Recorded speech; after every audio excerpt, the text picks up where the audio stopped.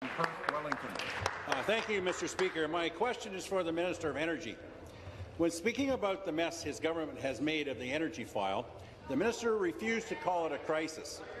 My constituents disagree. In a Stratford condo building, bills have more than doubled. Their monthly global adjustment charge alone was over $2,600. Another constituent got a bill for over $100 for using no power at all.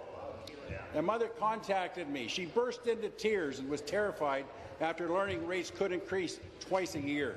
I asked the minister, if this isn't a crisis, what is it? Minister of Energy.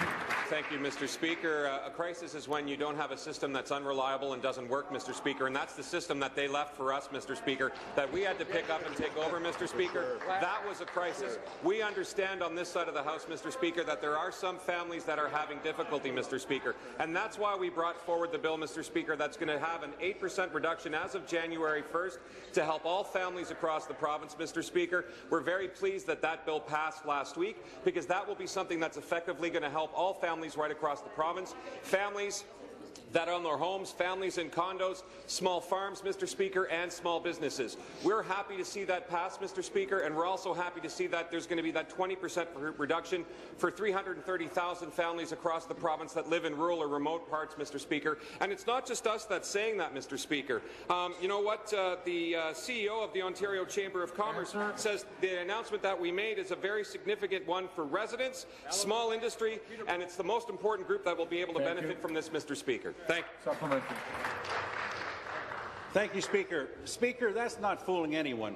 Neither is this government's multi-million-dollar advertising. They told us the Ontario Electricity Support Program would help those who need it, but they didn't make the benefits automatic. Instead, they forced people to apply.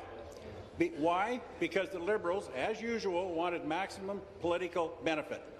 This way, they could waste almost $12 million on consultants, publications, media, and advertising. That includes $9 million to line the pockets of Liberal-friendly consultants. Meanwhile, many can't afford to keep the furnace running. That, sir, is a disgrace. Will the minister explain to my constituents why this government is using their money to sell such a scam?